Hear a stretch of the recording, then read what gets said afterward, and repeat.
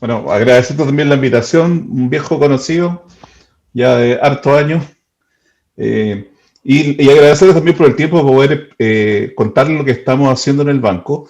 Como decía Francisco, nosotros publicamos ayer el segundo informe de política monetaria del año, que básicamente es un trabajo que se hace dentro de la división de política monetaria como parte de nuestra asesoría al Consejo y que lo publicamos 4 veces al año, en marzo, en junio, en septiembre y en diciembre. El informe de política monetaria, el IPOM, que le llamamos nosotros, tiene la gracia de que en el fondo hace como un análisis bien extensivo de cuál es nuestra visión de lo que está pasando en la economía y de cuáles son nuestras proyecciones por los próximos 2 o 3 años. Y tiene además tiene la importancia de que en el fondo en cada IPOM el Consejo va revelando o va dándole forma a cuál es la trayectoria que espera que tenga la política monetaria dentro de los próximos meses. Entonces, déjenme partir por esto, por esta infografía. Nosotros cuando publicamos el IPOM desarrollamos una serie de productos que están asociados a la publicación del IPOM. Algunos de ellos tienen un carácter, por así decirlo, más técnico, que básicamente está orientado como al público, a los mercados financieros, a los analistas, a los economistas que siguen más de cerca el trabajo del Banco Central, donde básicamente lo que hacemos es que generamos proyecciones, generamos datos, generamos estadísticas, generamos análisis, una serie de cosas, y también hacemos otra parte de nuestro trabajo que más bien tiene por objeto tratar de bajar un poco estos contenidos hacia un público más general, en el entendido que en el fondo en general los temas de economía son temas que son bastante áridos para la mayor parte de la gente. Hay mucha gente que en el fondo mayor conocimiento de lo que hace el Banco Central no tiene. Hay un montón de gente que incluso confunde lo que es el Banco Central con un banco comercial. Probablemente hoy día que estamos en medio de una discusión constitucional, ha estado un poco más en la palestra el tema del Banco Central y quizás la gente está un poco más enterada del banco, pero la mayor parte de la gente digamos que no es así. Entonces lo que nosotros hacemos es como generar una serie de material. De hecho, si ustedes tienen un tiempo y se meten a la página web del banco a ver la ficha del informe de política monetaria, van a encontrar esta infografía, van a encontrar unas minutas donde se hacen preguntas y respuestas respecto a los principales temas, hay un video, hay una serie de cosas ahí que en el fondo son un material un poquito más didáctico respecto a esto. Entonces, ¿qué es lo que nos dice este IPOM? Básicamente son 4 cosas. Lo primero es que hay una buena noticia, por así decirlo, que es que la economía le ha ido mejor de lo que nosotros pensábamos. Cuando nosotros publicamos el anterior IPOM a fines de marzo, básicamente estábamos en un minuto en el cual se habían recién vuelto a decretar estas cuarentenas masivas y teníamos básicamente en algún minuto de abril, tuvimos el 95% del país en una cuarentena ya fuera de semana completa o de fin de semana. Y en ese minuto, lo que todos suponíamos es que se iba a tener un impacto bien grande en la actividad. Por lo menos íbamos a tener unas caídas de IMASEC bastante significativas en marzo y en abril. Lo que los datos nos mostraron al final es que eso no pasó, o en realidad pasó, pero pasó el tamaño o la magnitud del descenso fue bastante menor del que nosotros pensábamos y bastante menor en general de lo que cualquier analista de mercado, cualquier predicción de mercado tenía. Ahora, ahí hay hartas cosas que están dando vuelta. Una, que creo que probablemente lo más relevante, que es que en el fondo de alguna u otra manera, tanto las personas como las empresas se han acostumbrado, se han adaptado a trabajar en pandemia. O sea, yo creo que la idea más práctica de esto es que cuando recién partimos el año pasado la pandemia y todos nos tuvimos que ir a la casa, me imagino que ustedes mismos en la universidad tuvieron que armar un sistema para tener clases online y se demoraron su rato, no sabían qué hacer, la cuestión no funcionaba, la gente no se conectaba o habían una serie de problemas. Y hoy en día la verdad es que estamos todos acostumbrados y así como pasó hoy que nos dicen, bueno, se va todo Santiago a cuarentena, bueno, uno se va a Santiago a su casa y sigue funcionando igual. Cosa que el año pasado, cuando recién comenzó esto, no ocurría. Lo mismo pasaba con las empresas y con la forma de trabajo, y a eso hay que sumarle además temas como las adaptaciones que han tenido las cuarentenas, el plan paso a paso. Ha habido mucha discusión de por qué al comienzo de la cuarentena habían ciertos negocios que funcionaban, otros no. Después cuando estábamos en la cuarentena de marzo y abril, al final había un montón de negocios abiertos, había mucho más movilidad y cosas por el estilo, pero al final del día todo eso desemboca en que a la economía le ha ido mejor de lo que pensábamos a comienzo de año y le ha ido mucho mejor de lo que pensábamos. O sea, para tener una idea, cuando nosotros proyectamos lo que iba a pasar con el IMASEC durante abril, pensábamos que iba a tener un crecimiento anual que iba a estar por debajo del 10%. Esto tiene que ver mucho con la base de comparación, que era muy mala, pero pensábamos que iba a ser una cifra por debajo del 10%. Y cuando recibimos los datos, fue un crecimiento de casi 15%. Entonces, en el fondo, eso creo que un poco refleja esta sorpresa positiva que hemos tenido. Pero sí hay un punto que es lo que refleja nuestra segunda caja de la infografía, que es que esa recuperación no ha sido igual para todo el mundo.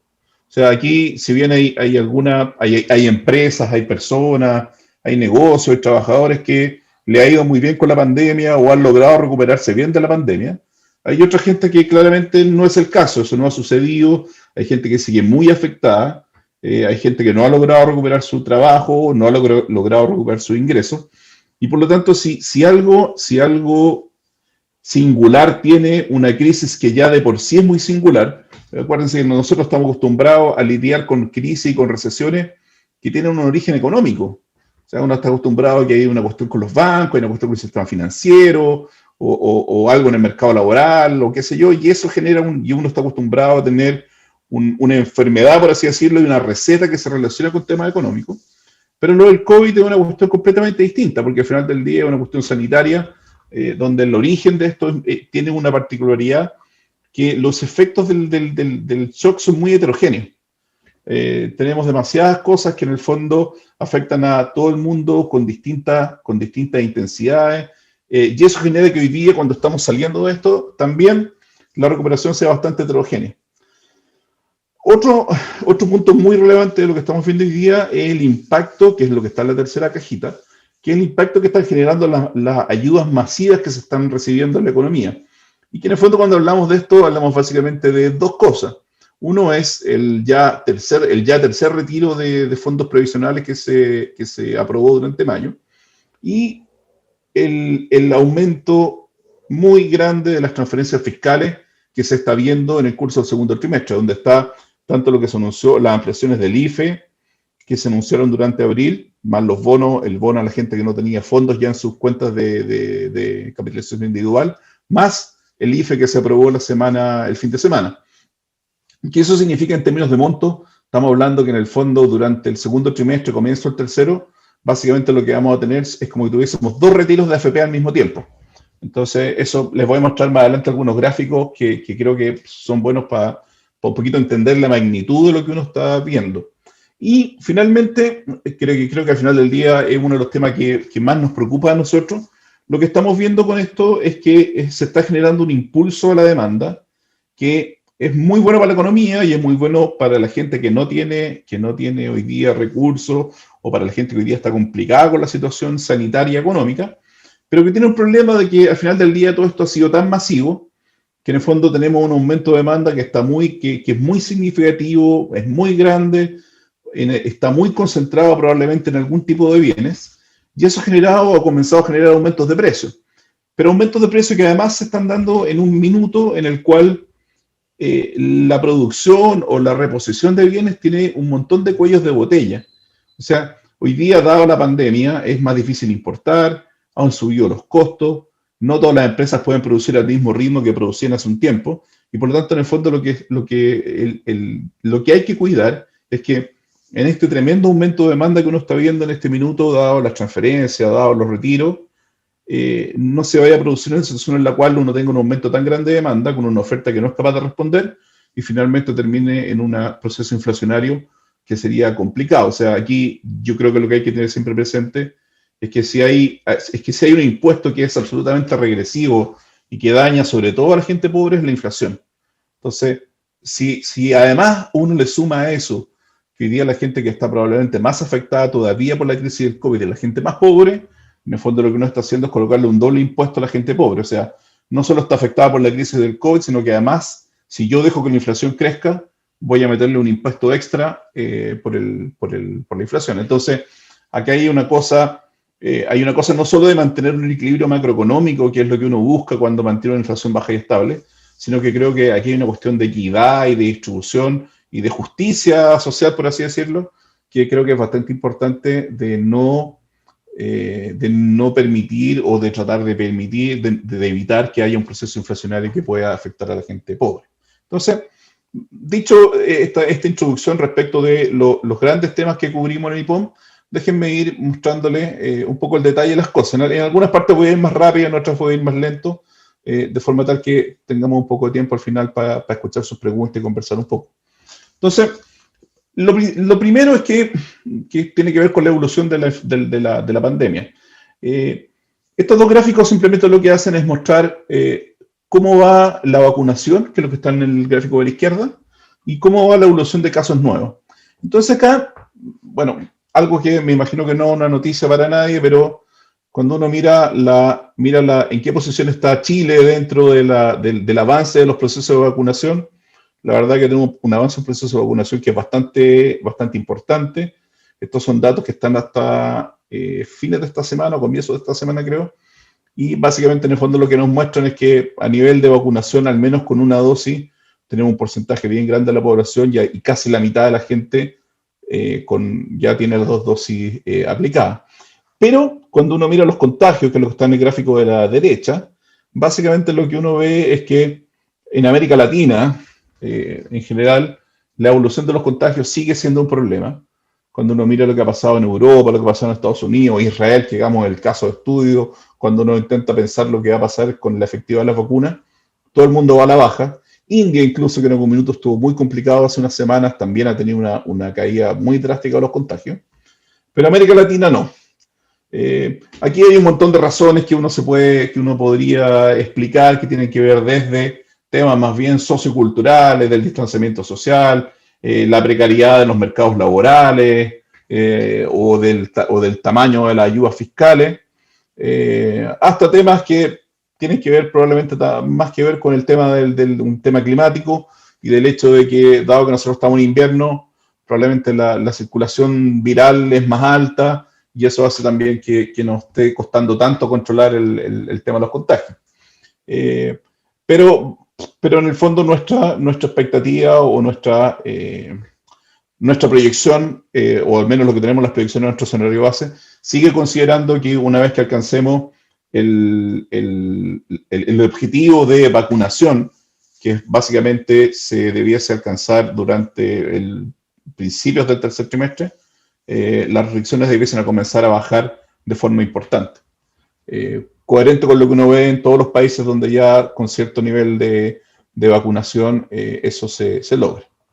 Ahora, lo que ha pasado en el mundo en este contexto es que, en el fondo, este fenómeno de adaptación que yo les mencionaba al comienzo, de empresas y personas siendo capaces de trabajar mejor en un contexto de pandemia o respetando el distanciamiento social, es una cosa que se ha visto en muchas economías, pero se ha sumado en el último tiempo las mejores perspectivas, el aumento de la confianza y todo lo que tiene que ver con la gente que ha podido abrir la economía. O sea, lo que uno ve hoy día en muchos países del hemisferio norte, ve gente que ya puede ir a los espectáculos deportivos, ve conciertos, ve negocios, se acabaron las cuarentenas. Hay algunos países donde siguen los toques de queda, pero en general las cuarentenas ya se terminaron. Y eso ha generado un aumento de la actividad y que creo que al final del día es lo más notable cuando uno mira lo que son las proyecciones que se esperan hacia el resto del año. En la mayoría en Europa, al menos aquí en Estados Unidos, que hoy día están por debajo de los niveles, todavía su actividad está por debajo de los niveles prepandemia. Lo que se espera es que de aquí a fin de año esos niveles ya se hayan recuperado o estén cerca de recuperarse. Aquí hay que acordarse que cuando partió la pandemia el año pasado y uno miraba estas proyecciones o trataba de leer lo que la gente pensaba que iba a terminar ocurriendo con la pandemia, la mayoría de los análisis lo que nos decía era que los efectos de la pandemia no se iban a recuperar sino hasta el año 2022 o incluso el 2023. O sea, la mayor parte de la gente pensaba que el volver al nivel pre-pandemia acá no iba a ser algo que ocurriera sino hasta el próximo año, incluso el subsiguiente. Y la verdad es que eso no ha pasado. La pandemia ha sido la recuperación económica ha sido bastante más rápida de lo que todo el mundo pensaba en muchos países, incluido Chile. Pero hay un tema que sigue pendiente, que es la distribución de las vacunas, y que creo que se refleja de forma bastante interesante lo que es la proyección de América Latina. Si ustedes se fijan, el primer trimestre de América Latina, que es lo que está acá marcado en esta línea verde, fue un buen primer trimestre. En general, hubo una sorpresa al alza en los países latinoamericanos, pero ya hacia el segundo trimestre esto se cayó y lo que estamos esperando que hacia final de año, más que tener una senda de recuperación significativa o constante, lo que vamos a tener es más bien un valle plano por abajo, y donde se mezclan un montón de cosas. Se mezclan entre el hecho de que, aparte de Chile, Chile en realidad es el único país latinoamericano que tiene un stock de vacunas suficiente o un plan de vacunación, al menos en el corto plazo, lo suficientemente importante como para poder pensar que va a lograr superar las restricciones. No es el caso de ninguno de otros países. Se suma además, bueno, en América Latina hay varios países que están con temas políticos bien significativos, entre lo que está pasando con el estallido social en Colombia, lo que está pasando con las elecciones en Perú, bueno, el caso de Argentina también. Entonces, en general, hay riesgos respecto de esto que tienen que ver más bien con que, al igual como se ve acá en Chile, da la sensación que lo que va a terminar pasando al final de la pandemia es que los países más ricos o los países con más recursos van a salir rápido de esto, van a tener un mejor desarrollo, se van a enriquecer más, y en general los países más pobres, los continentes más pobres o los subcontinentes más pobres van a tardar bastante más y van a tener un efecto probablemente mucho mayor y mucho más duradero por la pandemia. Hoy día, al menos hay una discusión bien grande de cómo los países desarrollados van a liberar vacunas hacia el resto, especialmente para los que no tienen dinero al final del día para poder comprar vacunas. Ahora, como les decía, esto se refleja en que cuando uno mira estos gráficos, el de la izquierda que tiene la bolsa, uno ve a partir de marzo básicamente una bolsa en Estados Unidos y en Europa que ha tenido un aumento bastante significativo que coincide con la apertura. Al momento que se comenzaron a abrir la economía, a liberar las restricciones, comenzaron a subir fuerte las bolsas. Mientras que, por ejemplo, en América Latina las bolsas básicamente están planchadas. En medio de esta historia donde en general el continente tiene menos capacidad para enfrentar la pandemia de lo que está sucediendo en el hemisferio norte. Y algo que también es bien interesante y que más adelante les voy a mostrar una comparación con Chile, que en general la incertidumbre ha caído. O sea, creo que hoy día hay bastante menos duda a nivel global de que el mundo, por así decirlo, es capaz de lidiar con la pandemia y finalmente los efectos, las cicatrices probablemente no van a ser tan grandes como uno pensaba, pero este sigue siendo un tema en desarrollo, pero claramente los temas de incertidumbre han bajado de forma importante. Y esta recuperación del mundo más rápida y esta mayor, por así decirlo, optimismo que uno ve hoy día a nivel global, lo que ha traído como consecuencia también es un aumento bien importante en los precios de las materias primas, donde acá de nuevo se junta algo que es un fenómeno global, que también ocurre en Chile, ocurre en un montón de países, que hoy día tiene lo que uno ve es una demanda creciendo muy fuerte, con mucha liquidez, hay mucha plata dando vuelta por todas partes, pero la oferta no está creciendo al mismo ritmo. Entonces, básicamente hoy día lo que tenemos son aumentos de precios, donde la mayor parte de los análisis, incluido el nuestro, lo que estima es que esos aumentos de precios van a ser aumentos de precios relativamente transitorios. No es que el precio del cobre, por ejemplo, llegó a un nivel de 4,86 a principios de mayo, hoy día está debajo de 4,50, pero un nivel de 4,50 es muchísimo más alto de lo que teníamos hace un año, o muchísimo más alto de lo que nosotros pensamos que podía ser en algún minuto. Ahora, eso es lo que nosotros estamos suponiendo, y como les decía, la mayor parte de los análisis está suponiendo, es que un tema que va a ser transitorio, que esos precios van a volver a niveles más bajos, pero es un tema en desarrollo, básicamente porque de no ser así, lo que uno probablemente vería sería impacto sobre la inflación o sobre las presiones que serían mucho mayores.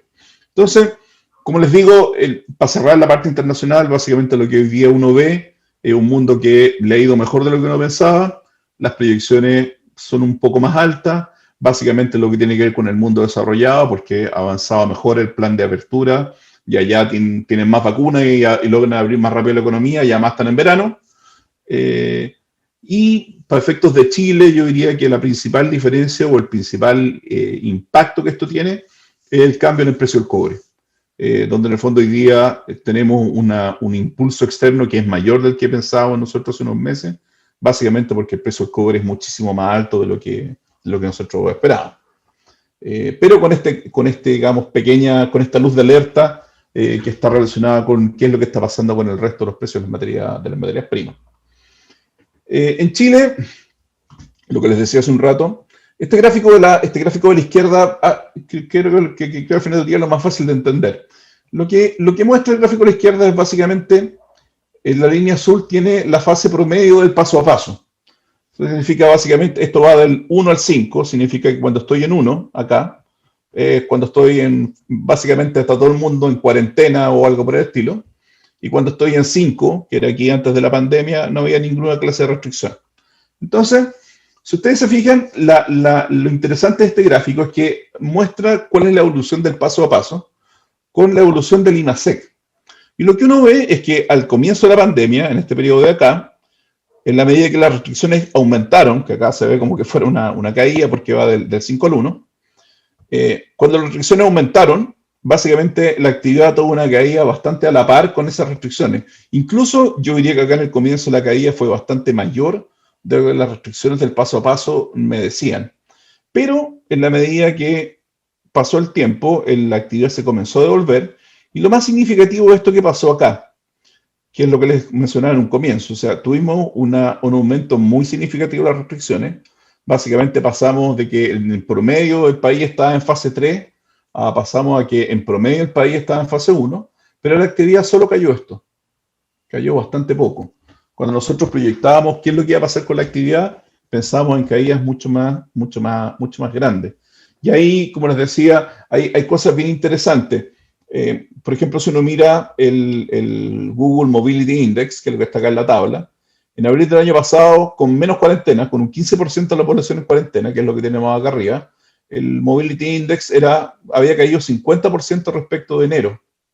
En circunstancia que hoy día, o en abril, que teníamos el 87% de la población en cuarentena, el Mobility Index solo cayó 40%, o sea, había mucha más gente moviéndose, a pesar de que había 6 veces más gente en cuarentena. Las razones de eso, bueno, son muchas y que van desde la adaptación, van desde los cambios en la regulación de las cuarentenas, hasta que la gente simplemente salió a la calle y ya no le importó. Pero como les decía, el punto está en que cuando uno mira el IMASEC, en abril del año pasado tuvimos una caída de 14%, con un 15% de población en cuarentena, y este año tuvimos una caída de solo 3%, con el 87% de la población en cuarentena.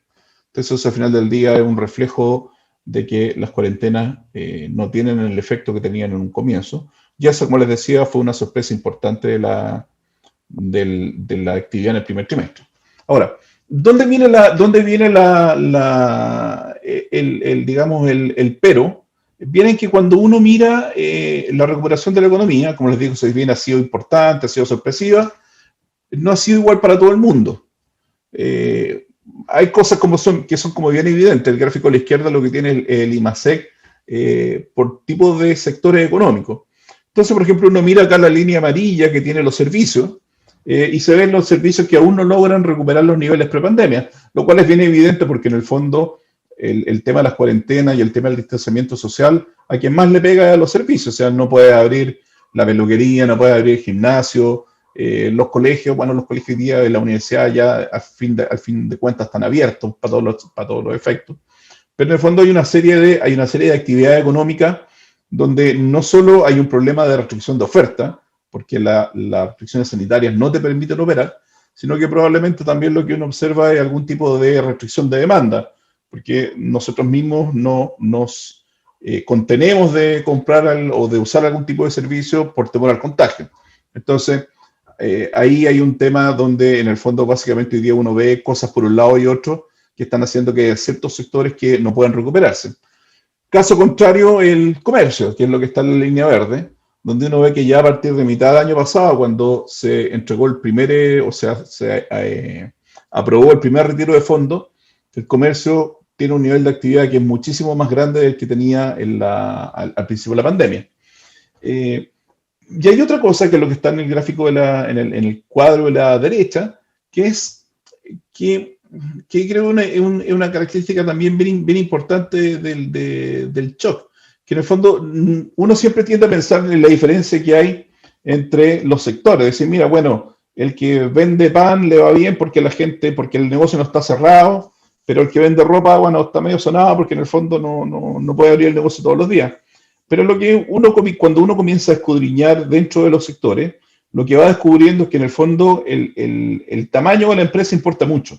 Y hay sectores económicos, incluso el mismo comercio que ven ustedes ahí, que tiene un nivel de actividad mucho más grande, donde las empresas grandes del comercio tienen niveles de actividad que son muchísimo más grandes, mientras las empresas chicas todavía siguen bastante perjudicadas. Nosotros, en nuestro informe de percepción de negocio que hicimos durante mayo, le preguntamos a las empresas, dividiéndolas por tamaño, cómo les estaba yendo con las cuarentenas de marzo y abril, y al final lo que nos salió como resultado es que en ese minuto el 2% de las empresas medianas y grandes estaba cerrada, o sea, era una cuestión bastante menor, mientras que el 15% de las empresas chicas y microempresas estaban cerradas. Lo cual es una diferencia, como les digo, bastante grande. En general lo que uno ve es una afectación de muchos sectores, pero también dentro de los mismos sectores una afectación de las empresas más chicas. Ahora, aquí el punto del comercio, lo que les decía hace un rato. ¿Qué es lo que hoy día está haciendo que se mueva la actividad? El consumo. Cuando uno mira estos datos en las ventas del comercio minorista, básicamente lo que uno ve son aumentos bien significativos. Creo que lo que está ahí respecto del consumo durable, la línea morada, creo que es un color, no sé si es morado o gris ese color en verdad, muestra aumentos muy significativos de mitad del año pasado, y básicamente lo que está viendo hoy, lo que hoy día estamos viendo es que en el primer trimestre el consumo de bienes durables creció 50% anual. Y cuando uno mira qué es lo que hay dentro de eso, básicamente lo que son ventas de electrónicos, celulares, computadores y ventas de autos. Este gráfico, déjenme pararme un poco acá para poder explicarlo, porque este gráfico básicamente lo que muestra son las ventas con boletas electrónicas del comercio minorista. Ustedes saben que hoy día en el fondo, dado que en el fondo uno paga, o mucha gente paga a través de tarjetas de débito, todas esas ventas queden inmediatamente registradas en línea. Entonces uno puede llevar una contabilidad un poco más en tiempo real de qué es lo que está pasando con la economía. Entonces, este gráfico, ¿qué es lo que muestra? Este gráfico tiene 3 líneas que van, aquí los layers del gráfico no están 100% correctos, pero van desde junio de un año hasta junio del otro. En el fondo es un año, pero medido de junio a junio. Y hay 3 líneas. Una línea que es de 2 años antes, que en el fondo básicamente significaría junio del año 2019, acá, terminando en junio del año 2020. Una línea verde, que es la que parte en junio del año 2020 y termina en junio del año 2021, perdón, junio del año 2019, me equivoqué, y termina en junio del año 2020, y una tercera línea, que es la línea roja, que parte en junio del 2020 y termina ahora en junio del 2021. Entonces, ¿qué es lo que me dice esto? Que creo que en el fondo es lo interesante de ver. Esta línea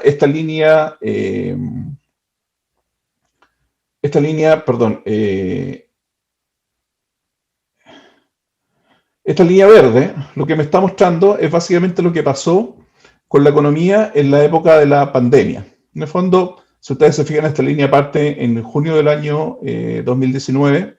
Veo acá la caída del estallido social de las ventas. Luego veo la recuperación de la Navidad, que es básicamente lo que está acá en diciembre. Y luego veo una caída muy significativa, que es lo que pasa cuando viene la pandemia. Que es acá tengo la pandemia y las ventas se me caen fuertemente.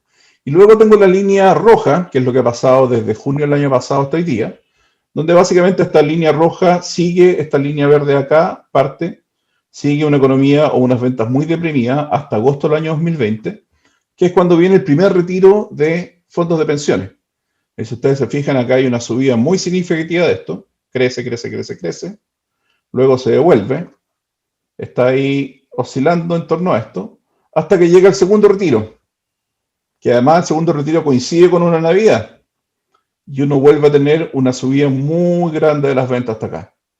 Luego eso pasa, llegamos acá, vienen las nuevas cuarentenas, y acá en este minuto viene el tercer retiro, básicamente mayo. y ahí uno nuevamente tiene más los bonos que entregó el Estado durante abril. Y lo que uno tiene en mayo, que es donde termina esta serie, comienzos de junio, es un tremendo aumento de las ventas. O sea, básicamente lo que uno ve es que el primer retiro, el segundo retiro y el tercer retiro más los bonos fiscales, básicamente lo que han hecho es que en 9 meses el comercio o el consumo haya tenido el equivalente a 3 Navidades. Eh, lo que de alguna forma es lo que refleja el tremendo aumento que tenemos hoy día del consumo y el tremendo aumento que tenemos hoy día de las ventas del comercio. Ahora, de nuevo, estos son números agregados que probablemente no reflejan el hecho de que dentro de esa distribución de las ventas, probablemente hay algún sector de las empresas o sea, creo que no probablemente, de hecho con cierta seguridad, hay algún sector de las empresas que recibieron una parte muy significativa de esto, mientras que hay otros que no les fue, no llegaron tanto. Entonces, probablemente si uno hiciera un gráfico o tuviese las ventas de los grandes retailers en este mismo periodo, lo que vería sería una cuestión muy parecida a esta, donde en el fondo hoy día, si usted, creo que esto es bien notable, sobre todo lo que pasa en el último tiempo, porque si uno ve lo que pasa con mayo del año 2021, lo que pasó en mayo del 2019 y lo que pasó en mayo del 2020, se da cuenta que en el fondo lo que está pasando este año es absolutamente anormal y absolutamente anormal para la época. O sea, me imagino que para muchas empresas este ha de haber sido como el mejor Día de la Madre de la historia. Eh, Más adelante voy a volver un poco con el tema del consumo de los aportes fiscales, pero déjenme seguir ahora con la inversión. Por el lado de la inversión, a diferencia del consumo, lo que uno ve hoy día es una cuestión que está bastante más contenida. Lo que está aquí, que es esta línea naranja o rosada, básicamente hoy día la inversión en el primer trimestre está creciendo bien poco, está muy levemente por sobre cero, y donde hay una diferencia bien grande entre la parte celeste de ese crecimiento, que es lo que tiene que ver con maquinaria y equipo, que es básicamente la compra de camiones, computadores, tecnología. Eso está, el primer trimestre le fue bien, pero todo lo que tiene que ver con construcción y obra sigue muy alicaído. Y sigue muy alicaído básicamente porque en el fondo, yo diría que por dos razones. Una, que es porque las cuarentenas le siguen pegando. Si bien han habido adaptaciones del plan paso a paso que han permitido que la construcción funcione incluso en fase 1, el tema del distanciamiento social y el tema de todas esas cosas en el fondo hace que el ritmo de trabajo probablemente no sea el habitual. Y además de eso, es una inversión que tiene un compromiso de tiempo que es bastante más alto. Entonces, en el fondo, probablemente en tiempos de incertidumbre, la gente más escabulle un poco más tomar ese tipo de decisiones, cosa que no necesariamente ocurre con la maquinaria de equipo, sobre todo porque en el fondo mucho de lo que uno ha visto en el último año ha sido una tendencia hacia la automatización. Entonces, probablemente este tipo de gastos son bastante más probables como gastos de inversión. Otro punto que es bien interesante respecto a lo que ha pasado con la recuperación económica es lo que está pasando con el empleo. Aquí hay una cuestión, digamos, que es de libro texto, que es que en cualquier ciclo económico, ya sea al alza o sea a la baja, siempre el empleo va detrás de la actividad. Eso es una cuestión que, digamos, empíricamente funciona así.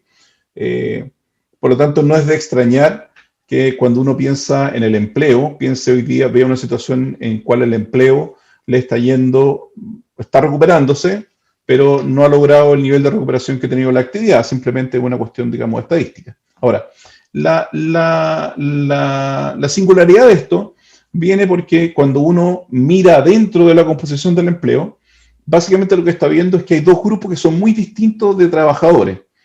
Y la forma de colocarlo esto es así, miren, cuando uno ve la línea, esta barra azul lo que refleja es la gente asalariada formal, que es básicamente una persona que probablemente tiene un contrato de trabajo, que trabaja en una empresa, una gente a la cual se le pagan cotizaciones previsionales, cotizaciones de salud, tiene vacaciones, licencias médicas y todo ese tipo de cosas.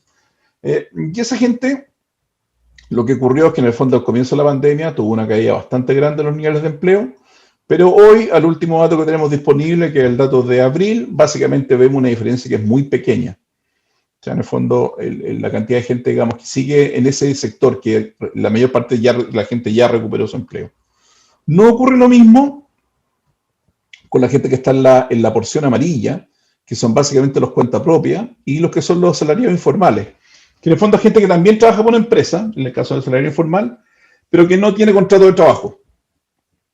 Esa gente que en el fondo no se le pagan cotizaciones, no tiene licencia, no tiene vacaciones, y esa gente, y todas esas categorías de empleo, las categorías de salario informal, las categorías de cuenta propia, probablemente uno las podría asociar con categorías de empleo donde básicamente la gente que se emplea ahí es gente que tiene menos competencia o gente que tiene niveles de habilidades más bajos de la gente que está en los niveles de habilidades del asalariado formal. Les voy a mostrar en un minuto un gráfico respecto a eso que creo que hace el punto, pero de nuevo esto creo que es una buena forma de entender que esta es una crisis que tiene un efecto muy grande, sobre todo sobre la gente sobre la gente más pobre o sobre la gente que recibe menos ingresos, que tiene trabajos más precarios. Entonces, en la medida que uno no logra resolver eso, básicamente lo que termina es una cuestión donde al final la desigualdad, si uno no logra atacar este tema, vamos a salir de esta crisis con unos niveles de desigualdad peores de los niveles en los que entramos. Déjenme ir rápidamente a este gráfico que es lo que les contaba recién. Y les pediría que se concentren en estas diferencias del final. Básicamente esto lo que hace en el fondo es que grafica la evolución del empleo en cuatro tipos de trabajadores. Primero, en la línea celeste están los trabajadores que tienen educación superior, que para efectos de lo que estamos mostrando acá, incluye a la gente que tiene educación técnica o educación universitaria y más.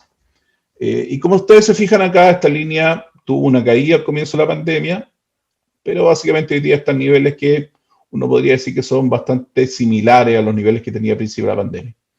Y tenemos además una línea verde, que es lo que muestra a la gente que trabaja en empresas grandes y medianas.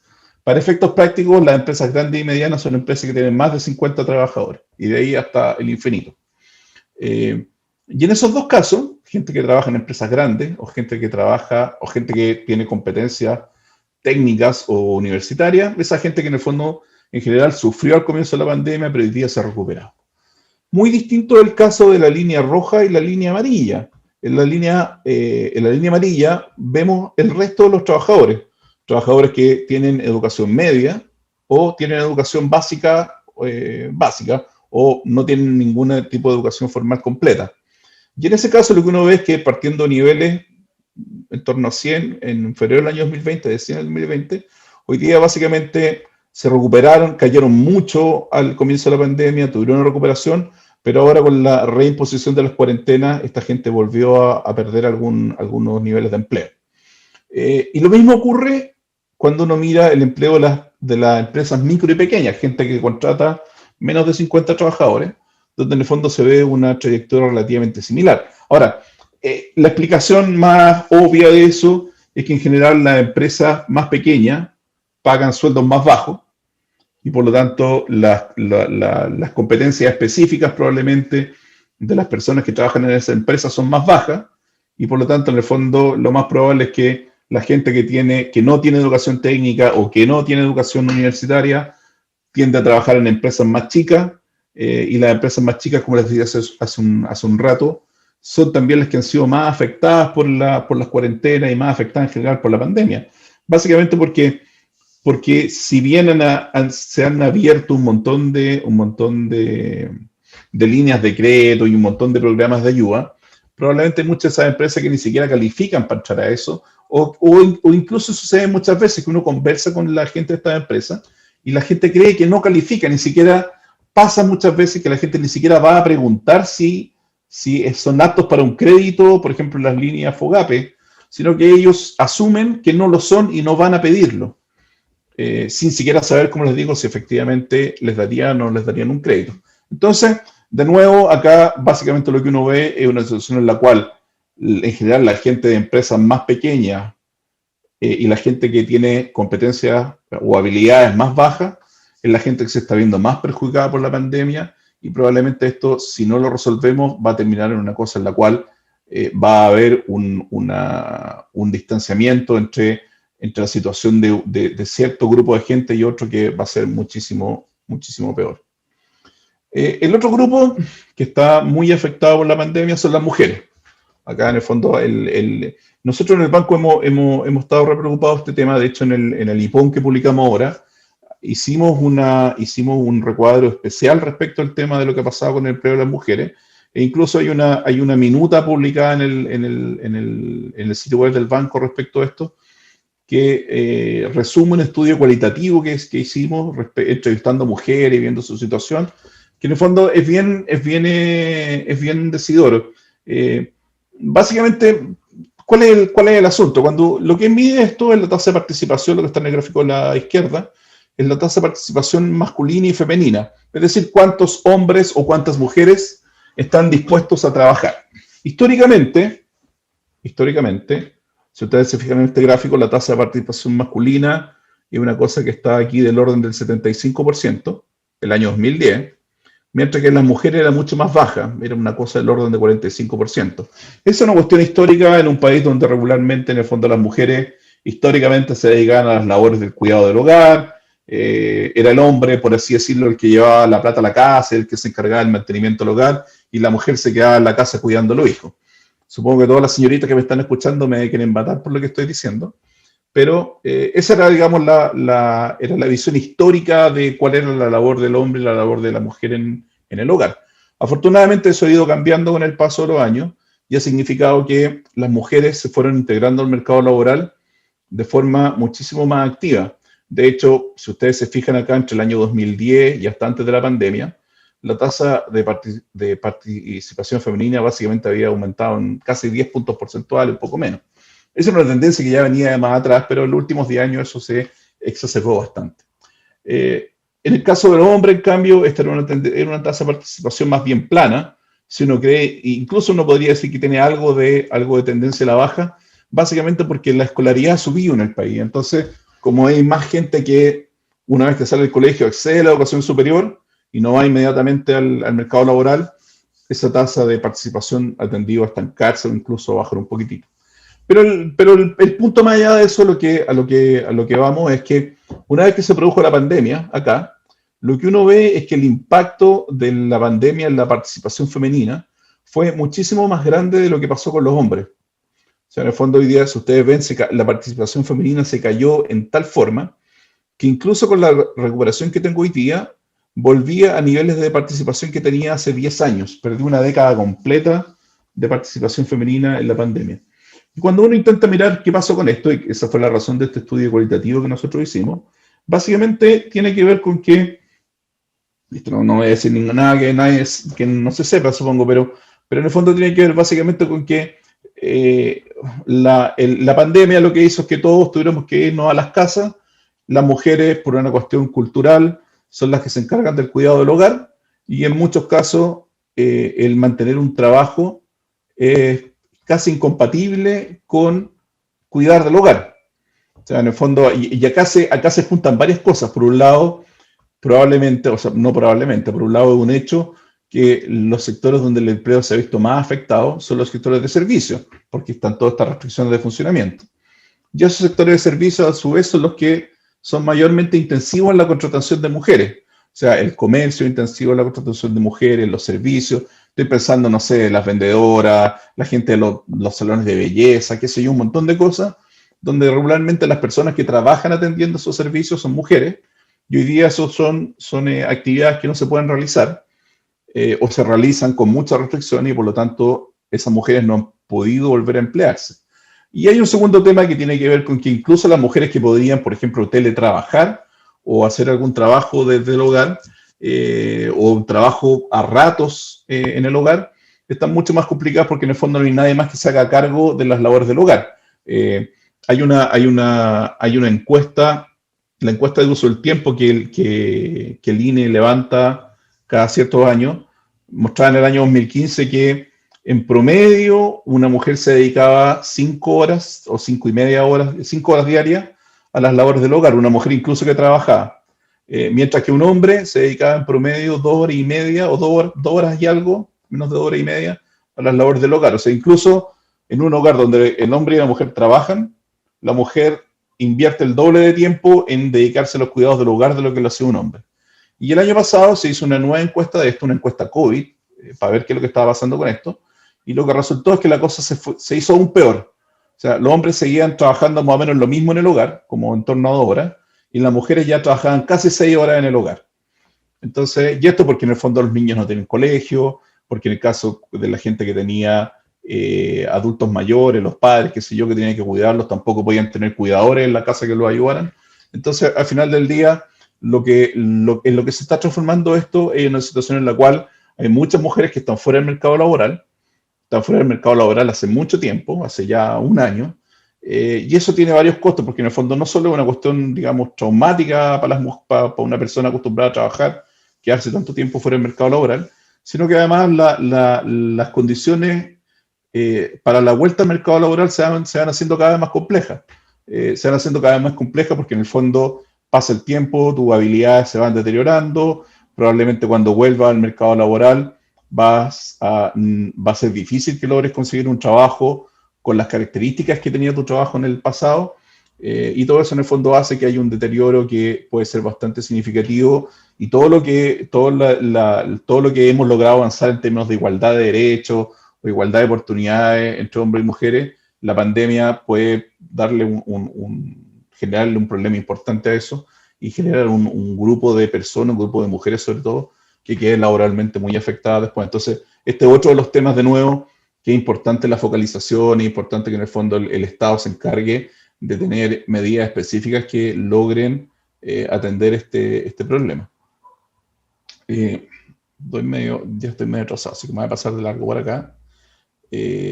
Un punto importante, sí, que no quiero dejarlo pasar, que es que una característica significativa de lo que ha pasado en el país en el último tiempo, sobre todo en el último par de meses, es que a pesar de ser como le mostraba en el primer gráfico, a pesar de ser un país que ha avanzado mucho en los planes de vacunación, a pesar de que la economía se recupera, más de lo que nosotros pensábamos, y a pesar de que en general la mayor parte de las señales macro agregadas me muestran un panorama mejor del que tenía a comienzos de año, cuando uno mira las expectativas, que es lo que está en este gráfico de acá, en general las expectativas están malas. En el fondo, no sé cuáles serán las discusiones que tendrán entre ustedes o las conversaciones que tendrán entre ustedes, pero la mayor parte de la gente que no le pregunta, bueno, ¿cómo está la cosa? Y te dicen, así como, mal. Pero cuando uno mira los números agregados, los números, digamos, la macro los números no se ven mal. Por cierto, esconden toda esta heterogeneidad a la que hemos estado conversando todo este rato. Pero al final del día, eso lo que ha llevado es que en los últimos 2 meses, o a partir de marzo, lo que hemos tenido ha sido una discusión interna que ha sido bastante compleja en diversos ámbitos. No solo en términos de cuál es la percepción económica general que existe, sino que también respecto a temas políticos, respecto a temas legislativos. En el fondo tenemos una serie de iniciativas legislativas dando vuelta por ahí que en el fondo nadie entiende muy bien hacia dónde van. Tenemos una cuestión política que también ha sido compleja. Y lo que ha pasado es que cuando uno mira las tasas de interés, que de alguna forma lo que hacen es que me identifican riesgo, lo que uno ve es que desde marzo en adelante hemos tenido en Chile un desacople muy significativo de lo que pasa en el resto del mundo. Si ustedes se fijan, la tasa en Chile regularmente tiende a moverse bastante con la tasa de Estados Unidos. A principio de año tuvimos un alza acá que tenía mucha relación con que tanto en el mundo, en Estados Unidos como en Chile, se veía una situación económica que se recuperaba, que iba mejor. Pero desde fines de marzo, mitad de abril, esto se desacopló completamente y en el fondo hoy día tenemos en el mundo una situación de tasas que es básicamente plana, ya que en Chile las tasas siguen subiendo. Y si uno mira la bolsa es más o menos parecido.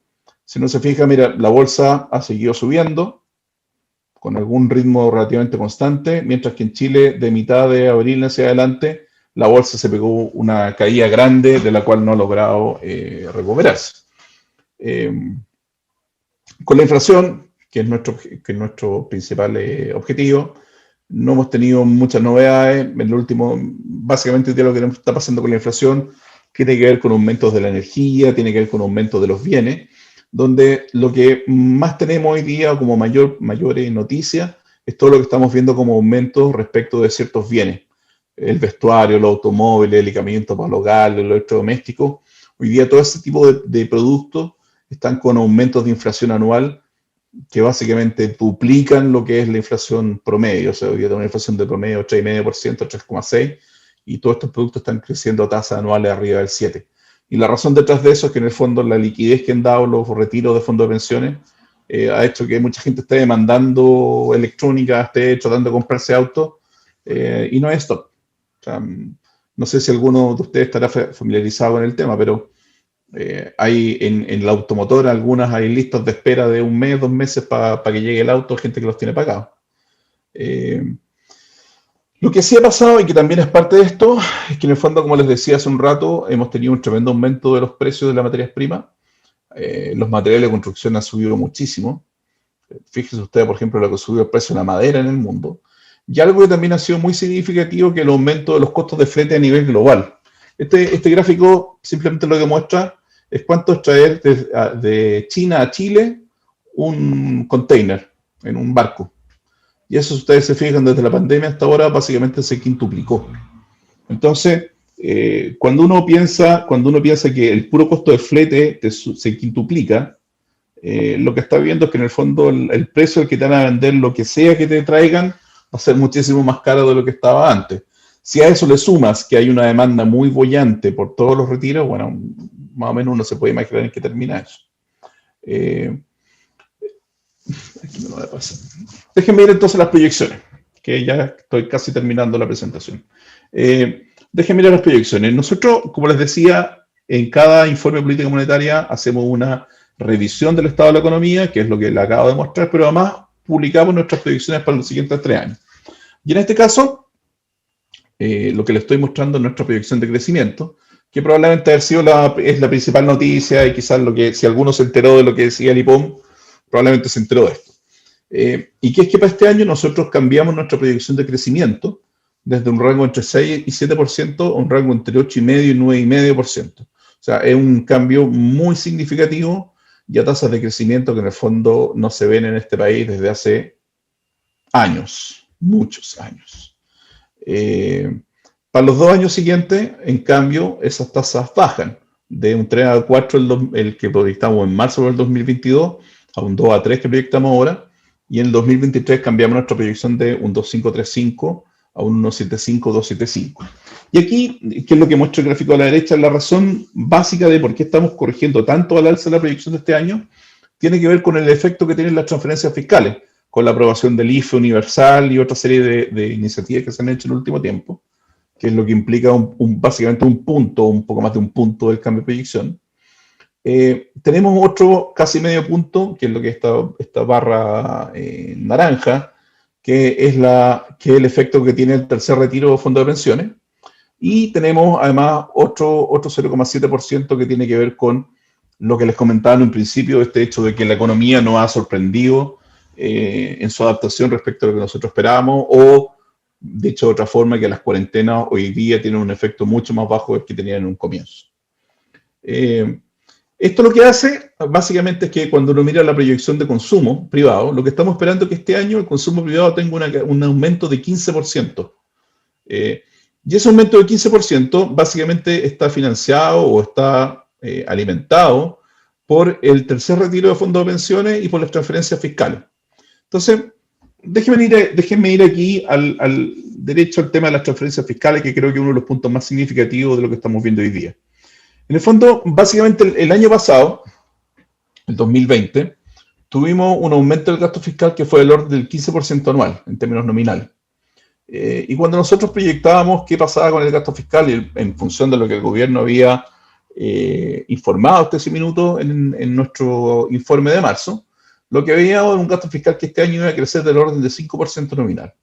Finalmente, entre abril, mayo, junio, se han anunciado y aprobado un montón de iniciativas que hacen que este año el gasto fiscal crezca 25% nominal, lo cual es una tremenda cifra de crecimiento para lo que es la historia, pero que además tiene la particularidad que en el fondo se da en un momento en el cual la economía ya se está recuperando. Entonces, en el fondo, si bien en el fondo uno ve heterogeneidad y ve una serie de sectores económicos que están complejos, no es una generalización respecto de toda la gente o de todas las personas, pero tenemos un gasto fiscal que es bastante significativo. Y esta tabla de acá creo que da un poco cuenta de eso. En el fondo, si uno va mirando el tamaño de las ayudas que se están dando y sobre todo si va mirando la cobertura, o sea, los primeros bonos que se dieron entre en abril de 2020 y en agosto del 2020, en agosto del 2020, eran básicamente bonos que tenían una cobertura de población que era bastante limitada. O sea, básicamente eran bonos que le llegaban al 10% de las personas. Y luego se dio un bono, el primer IFE acá, que le llegó un 37% de las personas. Luego a comienzo de este año se dio otro IFE que llegó a un 30%. Y hoy en día, en el último IFE, que se aprobó el fin de semana pasado, es básicamente un IFE que le va a llegar al 76% de las personas del país y que además tiene un monto per cápita que es muchísimo más alto. Entonces, lo que estamos hablando en el fondo es de una bazuca de transferencias fiscales bien significativa. Esto lo que hace, creo que esto es bueno tenerlo presente, porque en el fondo, cuando uno trata de dimensionar eh, qué tanto es lo que estamos dando como ayudas fiscales, básicamente, cuando uno hace un gráfico de este tipo, Chile te aparece entre los primeros, ya sea en la cobertura, o sea, creo que al menos en este gráfico, el único país que tiene una cobertura promedio más alta que la chilena es Estados Unidos, donde en el fondo se han dado unos bonos impresionantes. Chile, dentro de todo este grupo de países, es el país que da la transferencia promedio más alta. O sea, en promedio es el que más plata le pasa a cada persona dentro de este grupo de países. Y además el que es donde estos planes han durado más. Entonces, eso es importante tenerlo presente porque en el fondo la magnitud de lo que se está haciendo hoy día en términos de transferencias fiscales a la población, que es una cuestión que ha sido muy discutida y por supuesto ha sido, yo creo que muy bien recibida por todo el mundo, significa que en el fondo en términos de lo que son el tamaño de estos programas te ponen absolutamente en el plano de los que más gastan. Ahora, dicho eso, hay otro tema que también es importante considerar. Este gráfico lo que tiene es básicamente el tamaño de las ayudas fiscales o de las distintas medidas de apoyo, considerando los retiros de AFP y una serie de cosas, por trimestre. Entonces, yo creo que en el fondo el punto, para mí un punto bien significativo de esto, es que cuando uno mira hoy día lo que son las ayudas, considerando el tercer retiro, que es la barra rosada, y considerando los IFE, que son las barras celestes, básicamente lo que ves hoy día son 2 trimestres donde vas a tener un tremendo impacto al consumo, porque el tamaño de las ayudas es muchísimo más grande que lo que pasó en todo este periodo. Entonces, pero con la diferencia, como les decía hace un rato, que en el fondo esto se está haciendo en un minuto en que hay un sector de la economía, que no es tan menor, que ya básicamente se recuperó de la pandemia. O sea, en el fondo hoy día el IFE y el tercer retiro de FP tienen acceso a eso mucha gente que probablemente ya recuperó sus ingresos post pandemia. Entonces, en el fondo, aquí hay un tema como de focalización y hay un tema de cuál es la universalidad de esto o el tipo de gente que apoya, que creo que, bueno, es un tema de discusión. Nosotros, el presidente ayer cuando presentó esto, creo que hay un tema bien interesante de esto, que nosotros lo hemos repetido mucho cuando hablamos sobre todos los retiros, que es que el tema de los retiros, por el dado que lo que uno accede es un ahorro en una cuenta, probablemente lo que sucede con el tercer retiro es que al tercer retiro la gente que accede es la gente de más recursos. Básicamente porque a la gente de menos recursos ya no le queda plata en la FP. Entonces, como les mostraba hace un rato, la gente que no ha perdido su empleo o que recuperó más rápido su empleo, es básicamente la gente que tiene educación superior y educación técnica, que probablemente uno los podría asociar además con la gente que debiese tener más recursos y probablemente además con la gente que debiese tener más fondos en su cuenta de capitalización de la FP. Entonces, hoy día lo que uno tiene sobre todo en el tercer retiro es un bono que va además hacia gente que su ingreso no está tan dañado o ya se recuperó como no es con el otro caso. En ese sentido, el IFE, lo que es la barra celeste, probablemente es una cuestión que tiene bastante más impacto porque en el fondo seguramente va a ir a ayudar a gente que ya no le queda plata en la FP o gente que todavía sigue en estos estratos que no han logrado recuperar el empleo. Eso creo que es un tema bien importante. Y otro tema bien importante que no hay que dejar pasar, creo que es la temporalidad. Si uno se devuelve al segundo trimestre del año 2020, como le mostraba hace un rato cuando le mostraba estos gráficos respecto de la actividad y de la comparación de una cuarentena con otra, no sé si recuerdan, pero en el fondo el peor momento de la pandemia fue en el segundo trimestre del año 2020, cuando más cayó la actividad, cuando más cayó el empleo, cuando en el fondo más incertidumbre había. Y en ese minuto las ayudas fiscales o las ayudas de los retiros o lo que sean, básicamente eran inexistentes. Entonces, eso también creo que llama a una revisión o a digamos, en algún minuto me imagino que cuando pase el tiempo vamos a hacer una introspección de cuál fue nuestro comportamiento de todas las personas, las instituciones, del Estado en general. Y creo que ese va a ser un tema. En el fondo, si bien es cierto, hemos colocado un montón de ayuda, probablemente la temporalidad debe haber sido distinta. Pero bueno, eso es, después de la batalla todos somos generales, así que son temas, creo que cuando hablemos de historia económica vamos a poder hablar con menos pasión de estos asuntos. Me quedan 2 minutos y termino. En términos de lo que es inversión, básicamente estamos pensando algo donde este año la inversión se recupera cíclicamente, en los próximos 2 años vamos a tener inversiones bajas. Y acá hay un tema que es bien interesante. Este gráfico de la derecha lo que muestra es la inversión que está anunciada en los catastros. En el fondo, una de las formas que nosotros tenemos de saber, de proyectar inversión, es que se mantienen catastros de inversión en el país, que en el fondo donde las empresas que van anunciando proyectos de inversión grandes publican o anuncian esos datos en ese catastro, y uno va teniendo una idea de, por ejemplo, no sé, si alguien va a construir un gran edificio, van a hacer una mina, un puerto, qué sé yo, lo que sea, eso está metido ahí y uno lo puede mencionar. Y lo que uno ve es que en general, a partir del estallido social, ha habido un estancamiento de estos proyectos que venían creciendo a una tasa que era relativamente importante. Ha habido un estancamiento e incluso en el último tiempo estos proyectos empiezan a caer. Entonces, de alguna forma, eso lo que me va diciendo es que grandes proyectos de inversión, grandes montos de inversión comprometidos por los próximos 5 años, hay bien poco. Hay montones de cosas que pueden estar pasando hoy, desde incertidumbre, desde, bueno, la misma incertidumbre relacionada con la pandemia, pero en el fondo es un tema interesante a mirar con detalle. En el caso de la inflación, básicamente lo que nosotros estamos pensando es que de aquí a fin de año la inflación va a aumentar, va a llegar a tasa arriba de 4,5%, donde se va a juntar esta presión de demanda que les he comentado todo este rato, junto con una oferta que todavía le cuesta reponerse. Eso me lo voy a faltar. Y déjenme pasar a lo penúltimo que tengo, que es los escenarios de sensibilidad.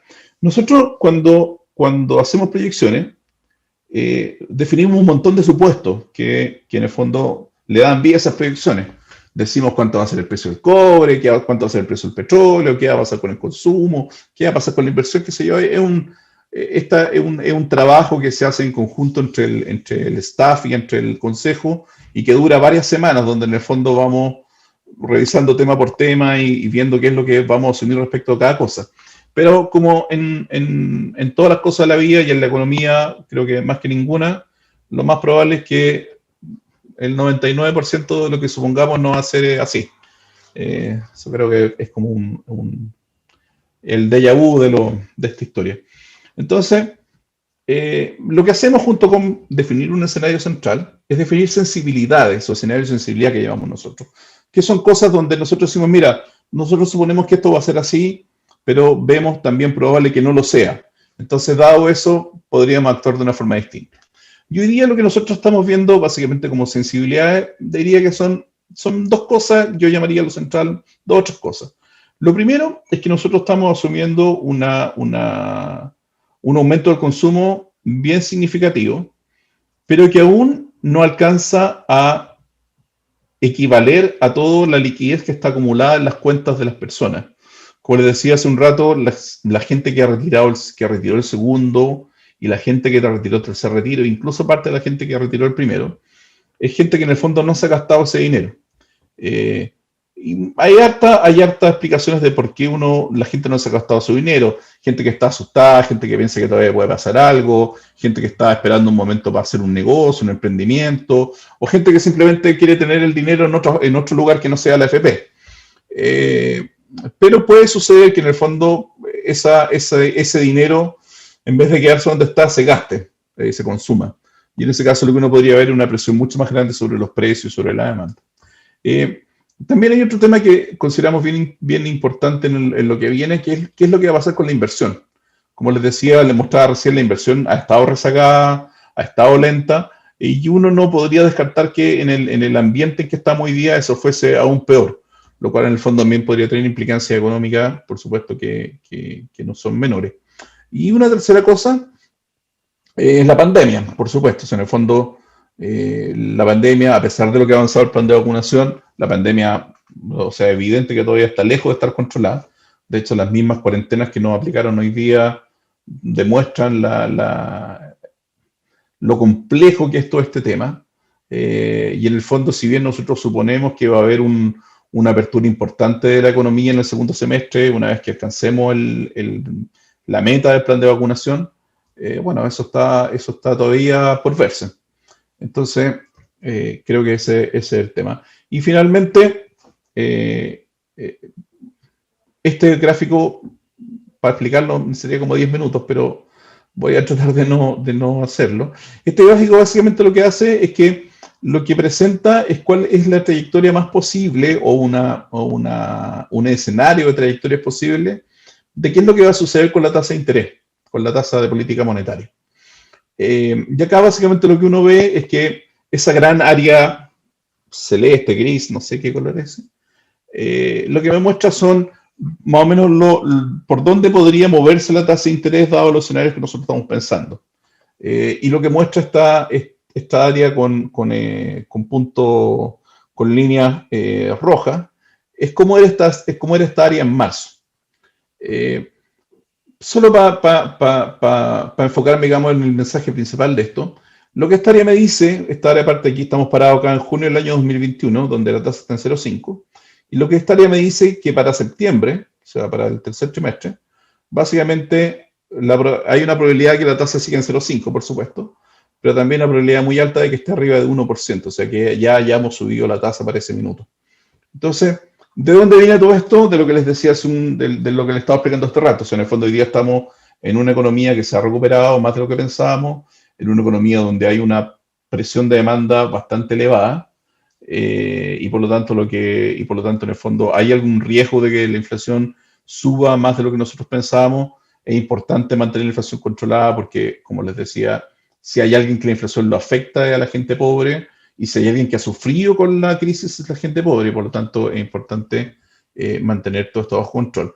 Ahora, por supuesto, esto no es una verdad, no es algo escrito sobre piedra, sino que básicamente va a depender de cómo se vaya yendo la economía, de cómo vaya la pandemia, cómo vayan estas sensibilidades, y por supuesto siempre teniendo un ojo presente en que si bien estamos viendo agregados macroeconómicos que tienen un comportamiento bien claro, esos agregados macroeconómicos esconden el hecho de que hay gente que lo sigue pasando mal. Entonces, eso es algo también que se debe tener presente. Eso es, muchas gracias. Ya. Gracias, Enrique. Muchas gracias, muy, muy completo. Tengo algunas preguntas. Voy a ir aprovechándome que organizo esto, voy a hacer yo la primera pregunta. ¿Ya? El IMASEC de abril es 14%, ¿verdad? Pero la base de comparación es muy mala, ¿verdad? El 2020 es muy bajo, pero cuando uno mira la aceleración, el IMASEC respecto al mes anterior es prácticamente plano. ¿Ya? O sea, la economía entre abril y marzo no crece. Entonces, el 14% es cierto, es muy alto, es positivo, pero es una recuperación de niveles previos. ¿Ya? Entonces, ¿cómo interpretamos eso a la luz de la proyección que hace el Banco Central, ¿verdad? Que la sube a entre 9 y 8%, pero aquí hay detrás varios factores que de alguna manera no dependen de la economía propiamente tal. Los retiros, el precio del cobre, ¿verdad? Y este gasto público, ¿verdad? Que está creciendo al 25% anual, que es increíble, ¿verdad? Que en términos... Entonces, la demanda tiene mucho impacto ¿verdad? Está presionando los precios al alza, pero me da la impresión que el Banco Central sabe que eso no es una demanda sostenible. No van a empujar los precios temporalmente un tiempo, pero no es una presión desatada en los precios. ¿Cómo está ese animal que estoy explicando yo, cómo lo interpreta? Sobre todo la variación del IMASEC respecto al mes anterior es muy plana, digamos. O sea, déjame, yo creo que la última interpretación que hiciste de nuestro escenario es precisamente eso. O sea, en el fondo hoy día tenemos una presión de demanda muy grande, tenemos un animal que crece mucho, pero que va a durar poco. En el fondo, este año hay una presión de gasto muy significativa, pero el próximo año eso ya va a desaparecer, o debiese desaparecer, y por lo tanto, en el fondo, lo que uno tiene que cuidar es que la presión que vas a tener en este minuto no signifique algo que sea persistente en el tiempo. Creo que esa es la historia.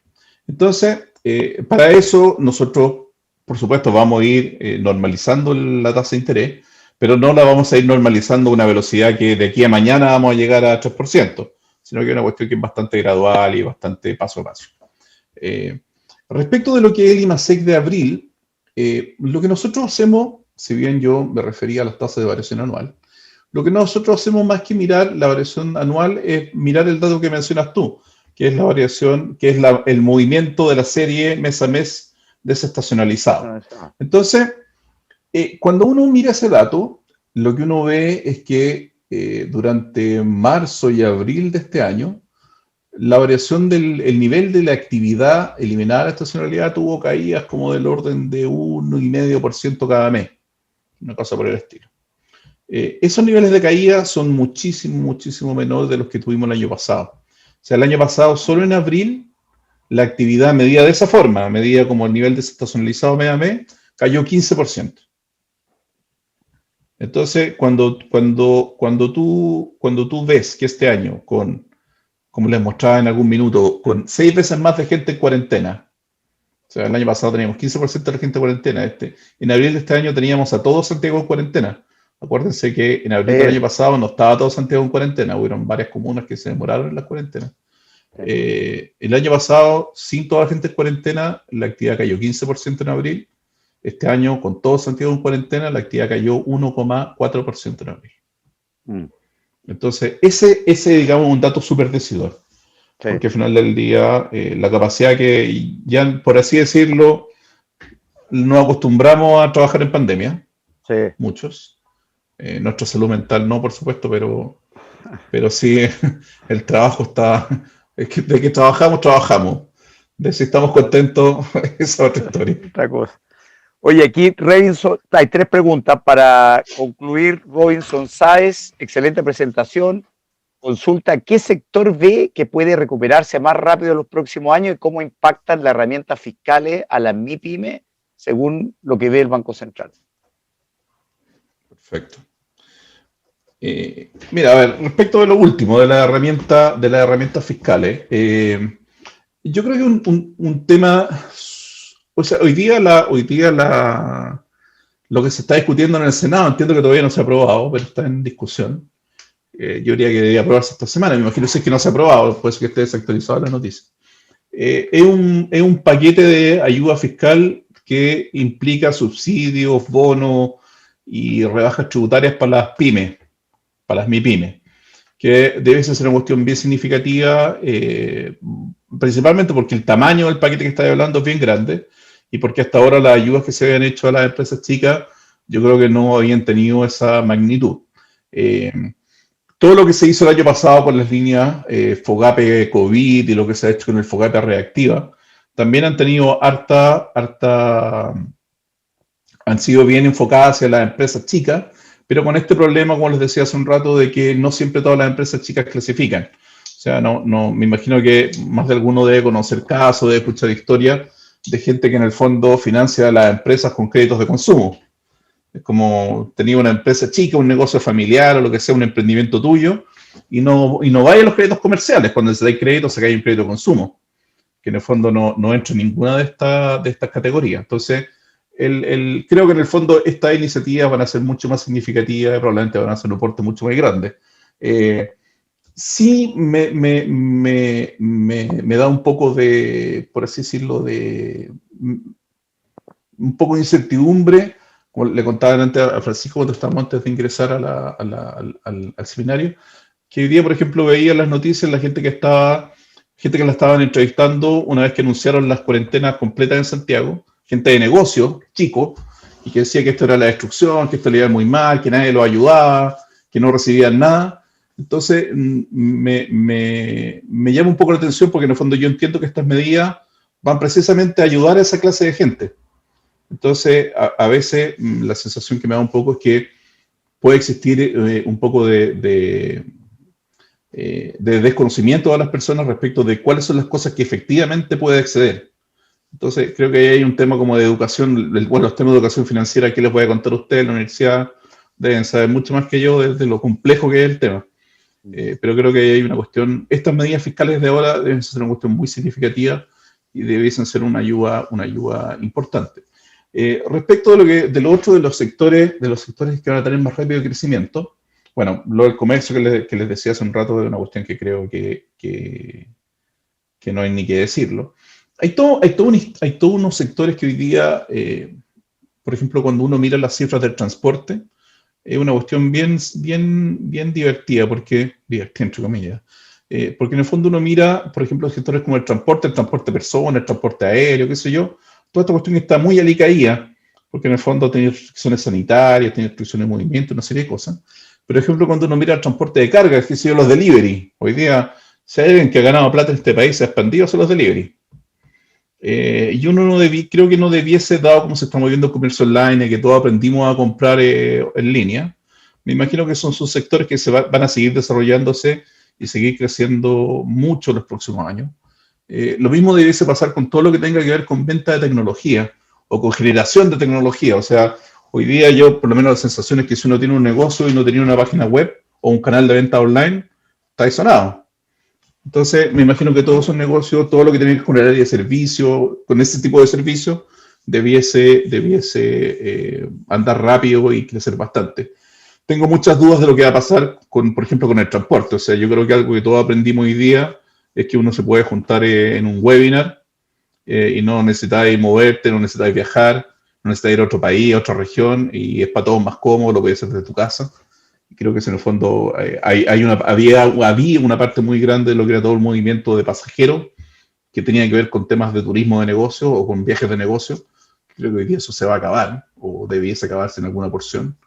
El tema inmobiliario, oficina, también creo que es una gran incógnita. Me imagino que no vamos a volver todos a la oficina como lo hacíamos antes. Y por lo tanto, en el fondo va a haber como todo un reajuste del mercado inmobiliario de oficinas que, bueno, va a tardar su tiempo, pero diría que por ahí va la cosa. Y una penúltima pregunta, Javier Tenorio, en el caso hipotético que se aprobara el retiro del 100% de los fondos de pensiones, ¿cómo afectaría a la economía toda esa cantidad de dinero que estaría circulando? Es una locura. Es una locura. Mira, yo a Mario, al presidente del banco, le preguntaron esto también, creo que ayer, y yo creo que en el fondo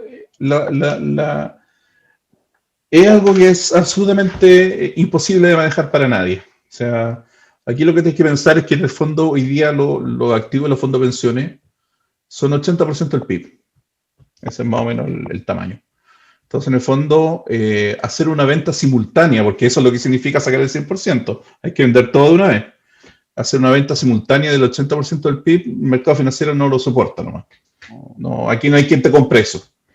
Y el Banco Central tampoco tiene suficientes recursos como para poder ayudar a que eso se liquide. O sea, en el fondo, básicamente, en nuestro caso, sería casi sentarnos a ver qué es lo que pasa.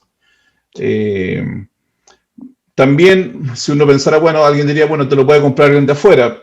A mí me costaría pensar que en una situación en la cual uno decidiera una medida de ese tipo, alguien confiara en este país. O sea, me parece que sería pegarse un balazo en los pies, y me imagino que nadie más quería comprar un activo tuyo porque la seguridad respecto al país sería básicamente cero.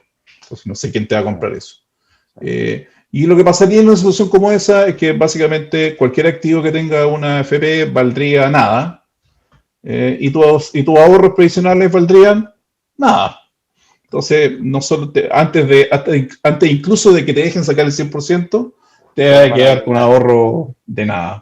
Exactamente.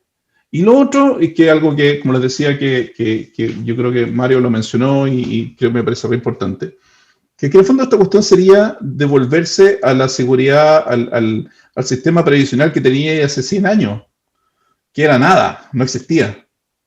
Entonces, en el fondo, claro, de nuevo, habrán algunos que tendrán la capacidad de ahorrar, que podrán guardar la plata y podrán mantenerse en la vejez, qué sé yo, pero habrá mucha otra gente que no va a tener cómo tener un peso para su vejez y no sé, o sea, o vas a tener que preocuparte de que tus hijos te mantengan o de lo que el Estado te pueda dar, y eso, la cantidad de gente que hoy día es jubilada o es adulto mayor o está arriba de los 65 años, no tiene nada que ver con lo que había hace 100 años atrás.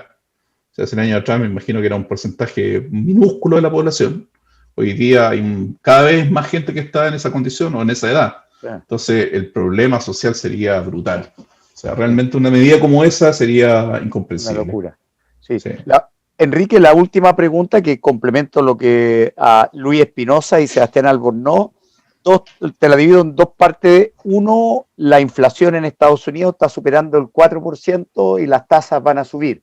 Y eso va a provocar una presión sobre el peso chileno, una devaluación, ¿verdad? Y un empujoncito más de inflación, ¿verdad? Va a haber un empujoncito más que no se sabe, digamos, de qué magnitud todavía. Y eso involucrado con la pregunta con el intercambio con China, ¿verdad? En términos del volumen de cobre, la interacción. ¿Cómo eso puede afectar la conducción de la política monetaria en cuanto a los precios? Yo tengo creo que la peor noticia que podríamos tener en el ámbito externo es que Estados Unidos tuviera una inflación descontrolada y no hiciera nada. O sea, creo que eso sería una noticia muy mala, porque significaría que en algún minuto va a tener que existir una corrección de tasas de precios financieros, de activos, de materias primas, que puede ser muy grande y muy sorpresiva y puede ser muy abrupta sobre todo. Entonces, creo que el hecho de que Estados Unidos o que la Fed esté comenzando a pensar en que tiene que empezar a dejar de relajar tanto la política para poder controlar la inflación es una súper buena noticia. O sea, no hay nada peor que un banco central que no hace la pega. Entonces, en ese sentido, y creo que en la medida, o sea, al menos lo que uno lee de las declaraciones de la gente de la Fed y lo que ha sido el comportamiento de la Fed en el último tiempo, en general estas son cuestiones bien graduales, que el mercado el mercado ya está avisado. La pega del Banco Central en el fondo es siempre tratar de no sorprender. O sea, en el fondo uno comunica esta cuestión y después de que todo el mundo está más o menos alineado, hace las cosas. Entonces, en general yo no esperaría que hubiese mucho movimiento financiero a raíz de esto. Creo que en el fondo no es un tema tan de fondo. No. Y como te digo, creo que el tema más de fondo es al revés. O sea, las mayores volatilidades que uno ha visto en el mercado financiero en el último tiempo, los mayores riesgos que uno ve en general en muchos de los análisis tienen que ver con una situación en la cual la inflación de Estados Unidos se descontrole y la Fed no haga nada, más que una situación en la cual la Fed se haga cargo de lo que está pasando con la inflación o de lo que podría pasar con la inflación. Entonces, desde ese punto de vista, yo no, como te digo, no me parece que sea muy riesgoso que se hagan cargo. Creo que lo riesgoso es todo lo contrario. Y la situación respecto a la interacción con China, en cuanto al comercio, dices tú. Y a los riesgos que puede implicar, por ejemplo, un frenazo en China y cómo eso afecta la demanda por cobre y cómo eso puede afectar a...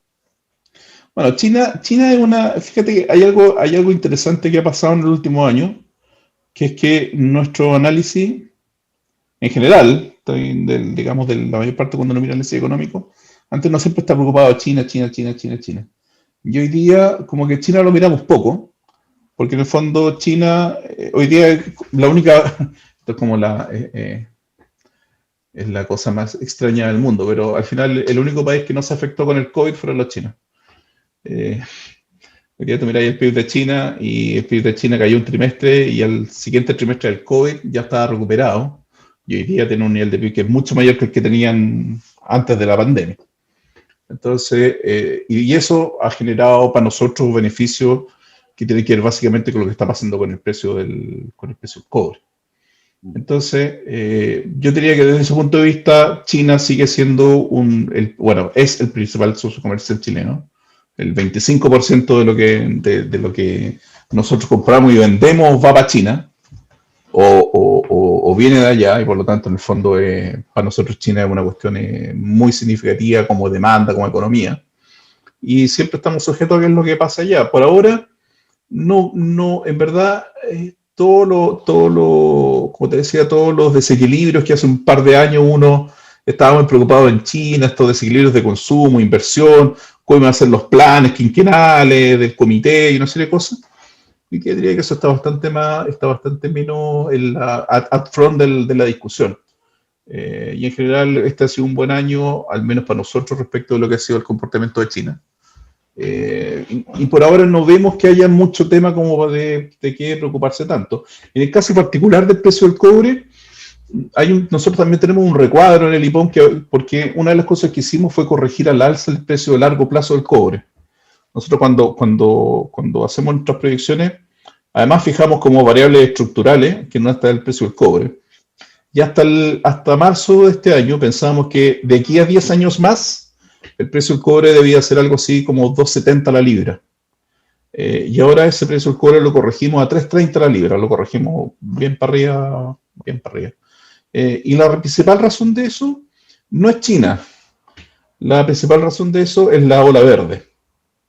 O sea, en el fondo hoy día lo que uno está viendo es una tendencia global, bueno, donde también están los chinos, por supuesto, en el cual en el fondo se está demandando mucho más cobre para todos estos temas de electromovilidad y todas estas cosas, entonces en el fondo eso, y además se junta con que lo que les comentaba hace unos minutos respecto a los planes de inversión. Cuando uno mira no solo en Chile, sino que mira en todos los países si hay grandes planes de inversión minera metidos adentro, del 2024 para adelante básicamente no hay nada. Hay muy poco. Entonces, lo que uno ve como proyección de demanda por ola verde de aquí al año 2030 y lo que ve como proyectos de mayor producción de aquí al año 2030 no calzan. Entonces, básicamente hoy día uno podría esperar un precio del cobre mucho más alto, básicamente porque hay más demanda, digamos, verde, y eso va un poco por el lado de lo que pasa con China.